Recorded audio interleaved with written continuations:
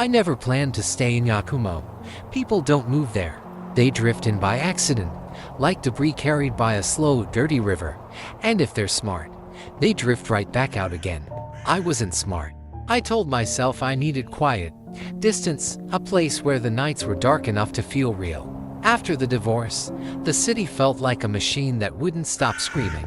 Walls too thin, voices everywhere. Even silence felt crowded. Yakumo was different. The road narrowed as I approached it, trees closing in from both sides, their branches leaning inward as if they were listening. Fog clung to the ground even though it hadn't rained. There was no sign announcing the town, just a bend in the road, a few scattered buildings, and the sense that I had crossed some invisible boundary without noticing. The house was cheap. That should have been my first warning. It sat alone at the edge of the forest, old wood darkened by time, porch sagging slightly as if tired of holding itself up. The realtor didn't linger. She unlocked the door, handed me the keys, and avoided looking at the trees behind the house. People don't usually stay long, she said. I smiled and told her I wasn't planning to stay forever. She nodded like she'd heard that exact sentence too many times. The first night was quiet, not peaceful quiet in a way that felt deliberate, like something holding its breath. Still, I slept better than I had in months. The second night, I found the paper. It was taped inside the pantry door, yellowed and brittle, written in an even handwriting that trembled at the ends of each word. Do not open the door after dark. Do not answer knocking. Do not speak to him. Do not say his name. I laughed under my breath. Old houses collected oddities, superstitions, someone's idea of a joke. I left the paper where it was, more amused than unsettled. That night, just after midnight, I heard the knock. It wasn't loud. It wasn't urgent. That was what made it wrong. 3 knocks, each one spaced perfectly apart. Not impatient, not angry. Patient. I froze on the couch, the television's glow dying against the dark. I waited for footsteps, a cough, a voice calling out. Nothing came, just silence so thick it pressed against my ears. Eventually, I told myself it was a branch or the house settling. I went to bed with a nervous laugh and pulled the covers to hide. In the morning, there were footprints outside the door.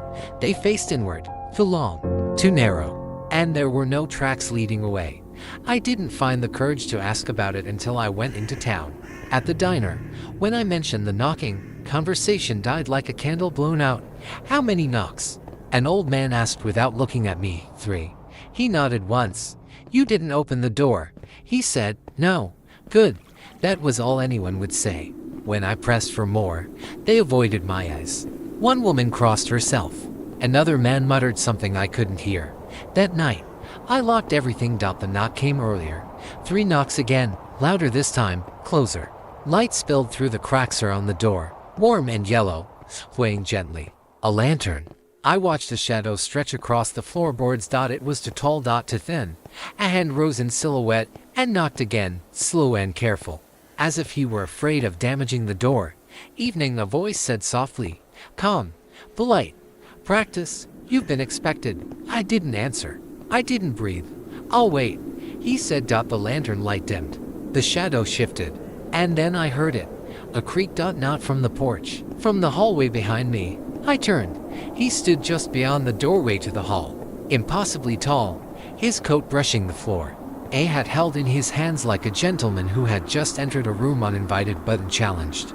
His face was pale, not rotting, not dead, just unfinished. Like it hadn't settled on a final shape yet. You let me in, he said gently.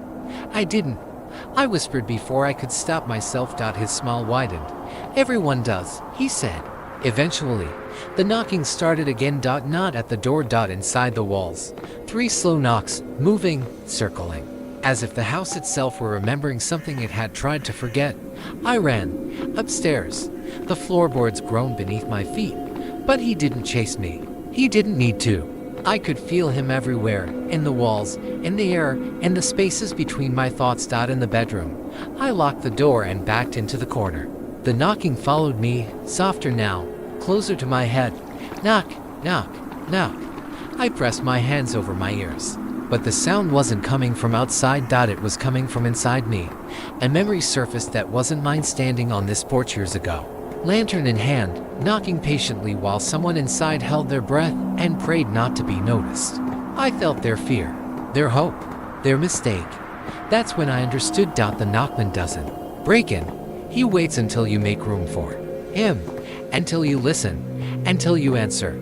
The final knock came from my chest. And when I opened my mouth to scream, I was the one standing at the door. I don't remember leaving the house. I remember standing on the porch, though. I remember the weight of the lantern in my hand, warm and familiar, like I had carried it my whole life. The night air felt thicker than before, pressing against my skin. The forest watched me in silence. The door behind me was closed. Inside, someone was breathing. Not me. I raised my hand and knocked out once. Twice. Three times. Each knock felt natural, necessary, like completing a sentence I had started long ago. I waited. From the other side of the door came the sound I knew too well, someone holding their breath, hoping the rules would save them. I smiled. I didn't mean to. It just happened. My face settled into the shape easily, as if it had been waiting for it. I remembered then, not as a sudden flood, but as a slow return, like waking up in a room you haven't seen in years and realizing it was always yours. I remembered the first door I ever knocked on. A different house, a different forest, the same fear seeping through the wood-like warmth. I had been afraid then too. That part never really goes away. I knocked again, gently, patiently. "I'll wait," I heard myself say. The voice was mine now. Time passed. Or maybe it didn't. Time feels optional out here. The forest doesn't keep track of it the way people do. It measures things in arrivals and absences. Eventually, the door opened. Not all the way. Just enough for me to see their eye in the crack. Wide, wet, alive. They didn't scream. They never do. They just look at you and realize, all at once, that the stories were never warnings. They were instructions. When they finally stepped back and let me inside, the house exhaled. The walls relaxed. The floorboards remembered their purpose. I stepped over the threshold. Behind me, the lantern went out. Later, much later, I found the paper in the pantry. The handwriting was neater than before. More confident. Do not open the door after dark. Do not answer knocking. Do not speak to him. Do not say his name. I smiled as I taped it back where it belonged. Rules are important. They give people hope. And hope is what brings them to the door. Outside, the forest waited. So did I.